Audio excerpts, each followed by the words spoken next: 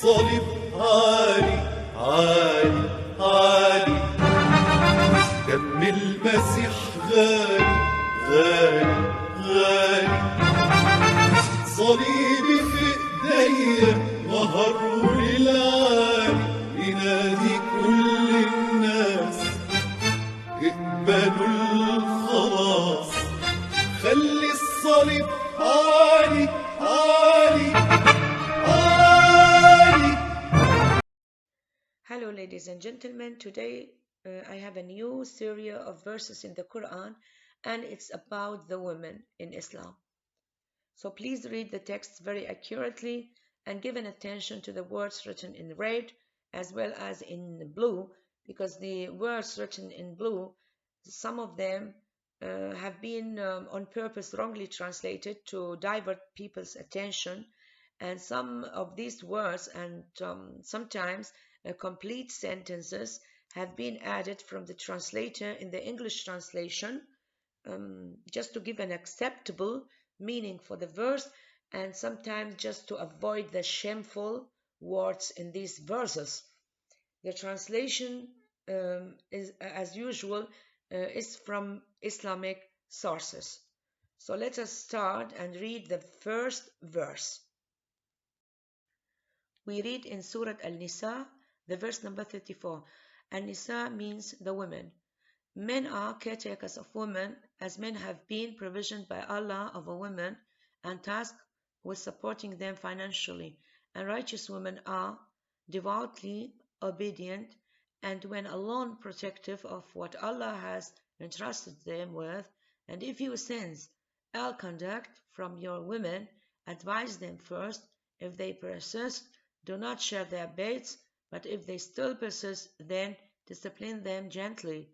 But if they change their ways, do not be unjust to them. Surely Allah is most high and all great. Caretakers is wrong translated. The correct translation is superior. Provisioned is also wrong. The correct translation is favored. It means Allah favored men on women, right?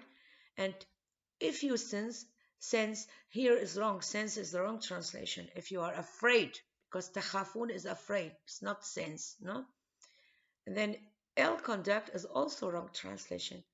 And the correct translation is recalcitrance, right? And here you are ashamed to write beat them, because وَضْرُبُوهُنَّ means beat them and not discipline them gently, right? Are you ashamed to write beat them? Why are you lying the people, you translator? Shame on you. Let us move now to the second verse. This is also from Surah Al-Nisa, but the verse number 24. And also forbidden to you are all married women, except those women whom your right hands have come to possess. This is Allah's decree, and it's binding upon you, but it's lawful for you to seek out all women except these, offering them your wealth and the protection of wedlock, rather than using them for the unfettered satisfaction of lust. And in exchange of what you enjoy by marrying them, pay their bridal due as an obligation. But there is no blame on you if you mutually agree to alter the settlement after it has been made. Surely Allah is all-knowing, all-wise. Here is very strange. First of all, this is shameful about the right hand's possessed woman, right? Because he can just make intercourse with her, and he can after sell her, right? Anyway, this is not my topic. But here about what he was writing, and in exchange of what you enjoy by marrying them, pay their bridal due. This is completely wrong, because here in Arabic it says فَمَا اسْتَمْتَعْتُمْ بِهِ. It means they was enjoying with something, something. فَأَتُهُنَّ أُجُورُهُنَّ. It means pay them their wages. What do you think, that the woman is only that you enjoy yourself sexually? And is she a prostitute that you pay her wages? This is really a shameful verse here. It's really shameful verse. And the translator is changing completely the sentence just to show the people in the normal way. So let us move to the third verse. We read in Surah Al-Talaq, the verse number 4. Al-Talaq means the divorce. The waiting period of those of you women who have lost all expectation of menstruation shall be 3 months, in case you entertain any doubt. And the same shall apply to those who have not yet menstruated. As for pregnant women, their waiting period shall be until the delivery of their burden. Allah will create ease for him who fears Allah. Just giving attention to those who have not yet menstruated. They are little girls divorced. This is what Islam is about, marrying of little girls. And these girls become divorced and they still didn't menstruate. So you can see the marry of little girls in Islam. Shame on you, Allah, and shame on Islam. Let us move to the next verse. We read in Surah Al-Nisa, the verse 43, the following. Believers, do not draw near to the prayer while you are intoxicated until you know what you are saying, or while you are defiled, save when you are traveling until you have washed yourselves. If you are either ill or traveling, or have satisfied a want of nature, or have had contact with women and can find no water, then betake yourselves to pure earth, passing with it lightly over your face and your hands. Surely Allah is all relenting or forgiving. So you translator, why you are ashamed to write the correct translation? Because إذا جاء أحدكم من الغائط didn't mean have satisfied a want of nature. It means when somebody come from feces, right? So you see, woman, you are one of these 4 cases, right? If somebody is ill, traveling, or came from feces, or touching a woman, you are equal to the feces and equal to the case of one traveling and case of one is ill. It means these 4 cases, right? You are one of them. You see, ill, traveling, coming from feces, and touching a woman. So congratulations, you Muslim woman. If you have a little bit of brain, you don't stay in this religion saying about you are feces. Shame on you, really. Shame on you, Allah. We read in Surah Al-Ma'idah, the verse number 6. Al-Ma'idah means the dining table. So, O you who have believed, when you rise to prayer, wash your faces and your forearms to the elbows, and wipe over your heads, and wash your feet to the ankles. And if you are in a state of janaba, then purify yourselves.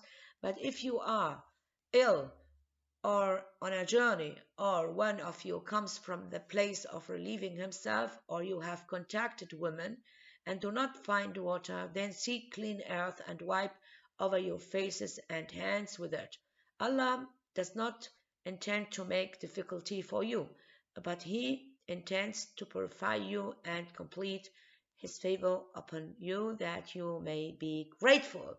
So He's confirming now the previous verse, that if you don't have, if you are ill, or if you are in a journey, or if you come from feces, and if you touch a woman, then you don't have water, just take pure earth, right? So you see, woman in Islam, what are you? So he was writing a word, janaba, right, in Arabic, which means pubescent. So, because really, women in Islam, you are one of these 4 cases. You know, if you don't find water, then you take earth. You are equal to these three other cases. You know, ill, traveling, coming from feces, and touching women. This is your value in Islam. So let us move to the next one. We read in Surah Al-Baqarah, which means the cow, in the verse number 229, the following. Divorce is twice, then either to retain in all fairness or to release nicely. It's not lawful for you to take back anything from what you have given them, unless both apparent that they would not be able to maintain the limits set by Allah. Now, if you are apparent that they would not maintain the limits set by Allah, and then there is no sin on them in what she gives up to secure her release. And these are the limits set by Allah, therefore do not exceed them.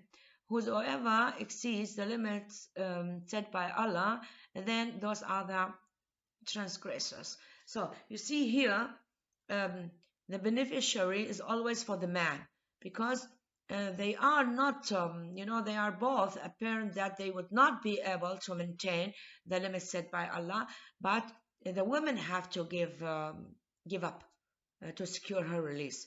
It's always Allah, always the man is superior to women. Yeah. So let us move now to the next one. Now we read in Surah Al-Ahzab, the verse number 59. Al-Ahzab means the parties. O you Prophet, say to your spouses and your daughters and the women of believers that they draw their outer garments closer to them, that will make it likelier that they will not be recognized and so will not be heard. And Allah has been ever forgiving, ever merciful. Why you are making differences between women? Are the women of Muhammad and the women of believers women's and the other ones not? And they can be heard? Only these women of Muhammad and the believers that can be recognized and not be heard? What about the others? Why you are making differences? Okay, let's move to the next verse. Now we read in Surah Al-Nisa, the verse number 3. If you fear that you shall not be able to deal justly with the orphans, marry women of your choice, 2 or 3 or 4. But if you fear that you shall not be able to deal justly with them, then only one or a captive that your right hand possesses. That will be more suitable to prevent you from doing injustice. So my question is, the first question, is this the only way you have Allah to deal justly with the orphans? To marry 2 or 3 or 4? And second question, what about the feeling of these women? The second woman, the third woman, the fourth woman, what's the feeling of the first woman? And what's the feeling of the second one and the third one and the fourth one? Is this the only way you can, what they say, deal justly with the orphans? For example, in Western we have so many orphanage and the people donate for them, right? So anyway, let us move to the other verse. Now we read in Surah Al-Nisa, the verse number 20. If you want to take a wife in place of the one you have, and you have given her plenty of wealth, then do not take any of it back. Would you take it through importation and open sin? So you are dealing with a human being. I think you Allah. You are not dealing with an inanimate. Yeah, she's a human being. You are changing the wives as if it is an inanimate. Yeah. Okay. Let's move. I have no other comments. So let's move to the next one. We read in Surah Al-Baqarah, the verse number 228. Divorced women must wait for 3 monthly periods before remarrying, and if they really believe in God and the last day, it's not lawful for them to conceal that God has created in their wombs, and their husbands would do better to take them back during this period, provided they wish to put things right. Wives have rights similar to their obligations according to what is recognized to be fair, and husbands have a degree of right over them. Both should remember that God is almighty and wise. Okay, they are all should remember, right, both of them, that God is almighty and wise. But why you are putting the husband a degree over them? Why you are making differences? Now we come to Surah Al-Ahzab, the verse number 33. Remain in your homes and do not display your beauty as it used to be displayed in the days of earlier ignorance, and establish salah and pay zakah and obey Allah and His Messenger. Allah only intends to keep all sorts of filth away from you, all members of the family of the Prophet, and to make you pure through a perfect purification. So, you see here, he wants the women to remain at home, and do not display their beauty. Why? You want them to remain, it means you remain at home, you don't go to study, you don't go to work, you don't go nothing, and do not display your beauty. Why? The human being or the woman can display her beauty if she is created like that. Why? And there is very important thing here. You have to, I have to point at it. You see, the members of the family of Muhammad, they had, all sorts of filth, right? And this Allah want to make them pure through a perfect purification. So let us move to the next one. We read in Surah Al-Zukhruf, the verse number 18. Al-Zukhruf means the adornments. So it says, liken they then to Allah that which is spread up in outward show and in dispute cannot make itself plain. You see, he's talking now about the women, and he is criticizing the women and underestimating them by saying that as you grow up in almonds, and adornments, and in dispute, she is so weak and is not established, and he's pointing with us to her weak mind, lack of wisdom, as well as logic corruption. And he is using, you see here how he's using in dispute cannot make itself plain. Itself, she's a woman. She's not an inanimate, right? You see how he's talking about the woman? Okay, let us move to the next verse. Now we read in Surah Al-Talaq, the verse number 6. Al-Talaq, as I said, it means the divorce. Lodge them in a section of where you dwell out of your means, and do not harm them in order to oppress them. And if they should be pregnant, then spend on them until they give birth, and if they breastfeed for you, then give them their payment, and confer among yourselves in the acceptable way.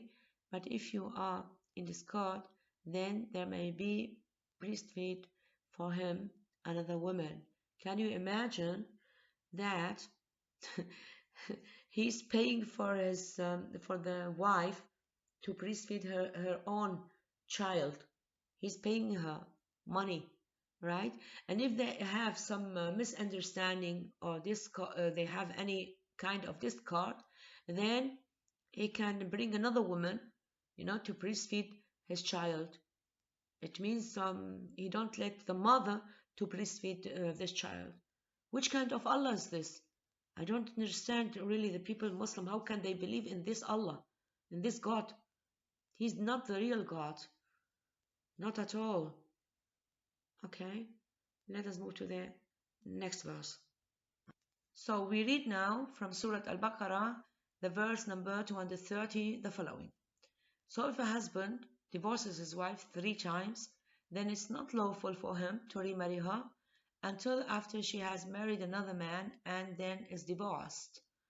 Then it's permissible for them to reunite as long as they feel they are able to maintain the limits of Allah.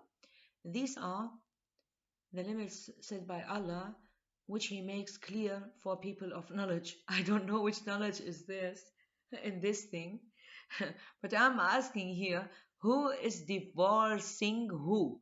The husband is divorcing the wife.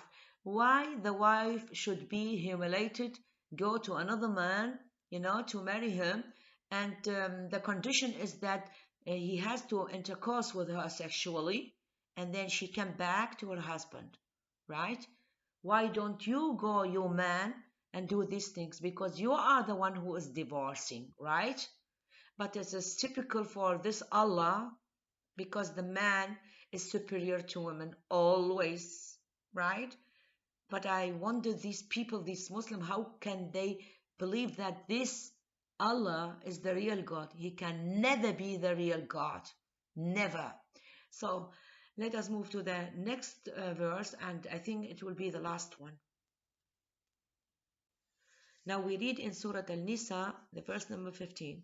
Those of your women who commit the shameful act have 4 witnesses against them from among you. So if they testify, then confine those women to their homes until death overcomes them, or Allah prescribes a way for them. So I wonder which kind of God you are. How could God say, confine those women to their homes until death overcomes them? Right? Which kind of handling is this? So the second thing, the real God never use or, because the real God knows everything. You don't use or. Okay, we came now to the end of these verses. Of course, there are many more than these verses, but I just give always some examples for them. So I hope that you enjoy listening and watching this video. I'll be presenting the next time another new series of verses in the Quran, and the series will be about the geographical, historical, scientific, grammatical, linguistical mistakes of the verses in the Quran. So stay on and keep watching my videos. Thank you very much, and God bless all.